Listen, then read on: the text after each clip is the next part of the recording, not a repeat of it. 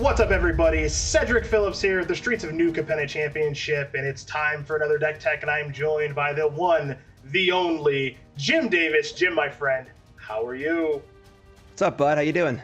I'm doing so good. It's great to see you virtually here. 12-0 run of the Neon Dynasty Championship, #1 overall seed, your first big top finish. That's right, dust those shoulders off, my friend. It was a heck of a run of that tournament.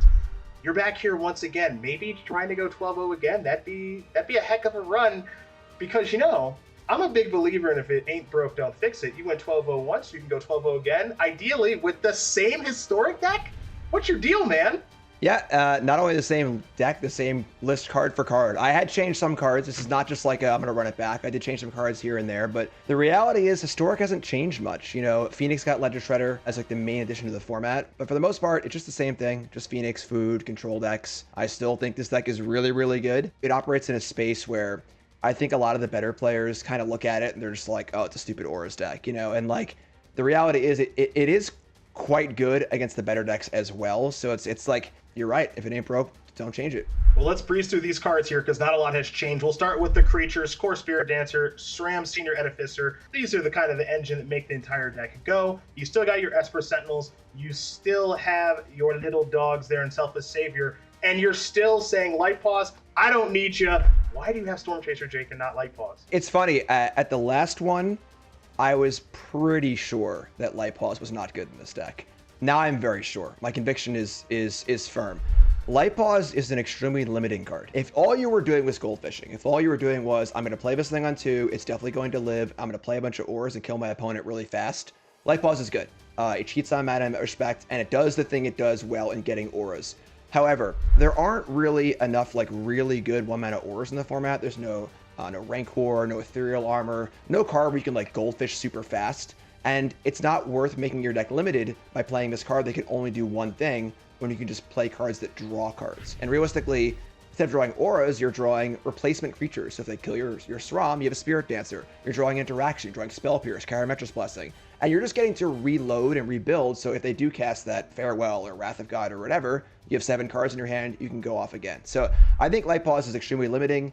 It is a powerful card in what it does, but this deck plays a little more of a fair interactive game, and it can play sort of like Esper Sentinel, Spell Pierce, put a Staggering Insight in your creature, draw a card or 2, small ball a little bit as well, and Light Paws doesn't do that at all. So deck building cost is high. I don't think it lines up well in the format, which is very interactive. I think the card is not effective in this deck as it is built. Well, it's funny because that could be the whole deck tech right there, because the 15 auras that you had at the Neon Dynasty Championship, you've got them again. So we don't really need to go over much of that stuff, right? You've still got your Arcane Flights and your Staggering Insights and your Curious Obsessions. The spells that you played at the Neon Dynasty Championship, the Spell Pierces and Karametra's Blessings, you've got those again in the same numbers. I do think that the Spell Pierces and Blessings are really, really important. I think that the addition of Esper Sentinel to this deck really changed this deck from being just like I'm going to play this 2-drop and hope it lives and do my thing, to a deck that can really play a more interactive game. Sort of reminiscent of Autumn Burchett's Mono Blue deck, where you can kind of just play a Sentinel on 1. If you don't have one of your 2-drops, you can just put an Obsession on it, leave a mana up for Blessing or Spell Pierce, and kind of play that kind of game too.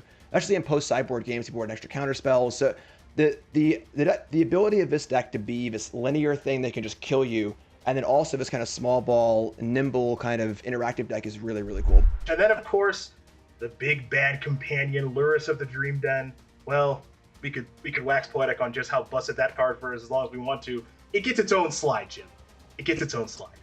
Lurrus is silly. Lurrus is extremely good in this deck. This is an excellent Lurrus deck because we would just play this deck list anyway. There's no restriction, of course.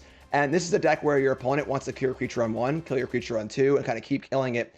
And there's also turns where you just don't necessarily want to do anything. A lot of times on turn 3, if your opponent's, you know, they have a Wrath up maybe or something like that, or maybe they're holding up removal spells, you can just put Lurrus in your hand and say go, and kind of set up for a turn later as well. So Lurrus is phenomenal with this deck. This is probably the best Lurrus deck in the format as far as actually using Lurrus. Without Lurrus, I think this deck would be a lot worse against all the grindy decks. Lurrus is huge. Well, Azorius Auras was good for Jim last time. Perhaps it will be once again. Everybody, this is Jim Davis.